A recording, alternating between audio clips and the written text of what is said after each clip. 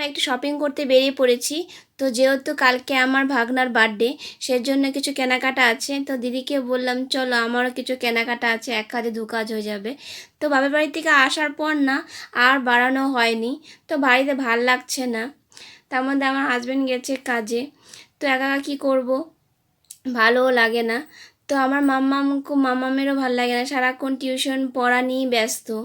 তো ওদেরকেও একটু ঘোরাতে লাগে, মাইন্ডটা ফ্রেশ হতে লাগে, মাইন্ডটা ফ্রেশ ওদেরও ভাল লাগে। দেখো কত আনন্দ পাচ্ছে ঘোরালে, বাচ্চারা তো এটাই চায় না বলো।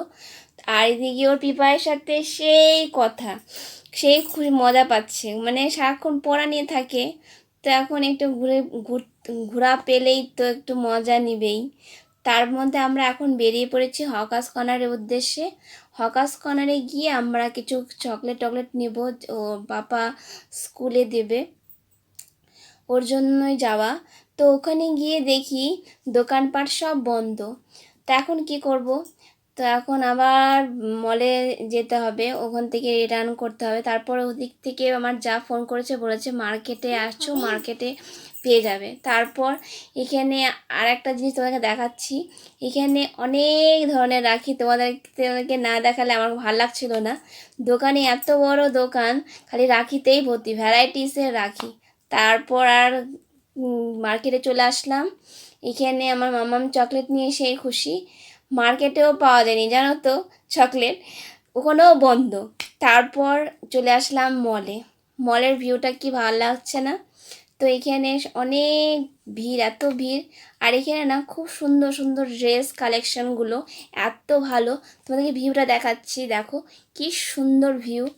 আমার তো খুব ভালো লাগে, আমি প্রায় দিনই আমি এখানে মানে যখনই বাজার করি, শপিং করি, তো এখান থেকেই আমি করি বেসিক্যালি।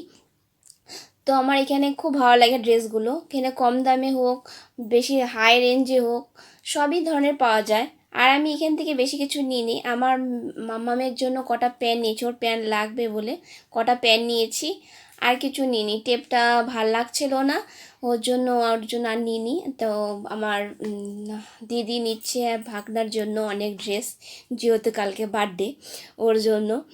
তো আমি তোমাদেরকে দেখাচ্ছি, এটাই ভাবছিলাম নিব, তারপর দেখছি ভাল লাগছে না ওকে, ওর হবে না, ভালো লাগবে না, ওই জন্য নিয়ে নিই।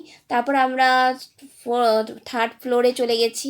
দেখো এখানে একটা টপটা কি ভালো লাগছে, এখানে সব বড়োদের উমেনদের ড্রেস পাওয়া যায়, মানে পাট পাট আছে। তারপর এখানে না আমার মাম্মামি একটু রেগে গেছে, ওকে যেহেতু কিছু দিইনি, এত বড় মনের মধ্যে কিছু দিইনি, ওই জন্য রাগ করছে।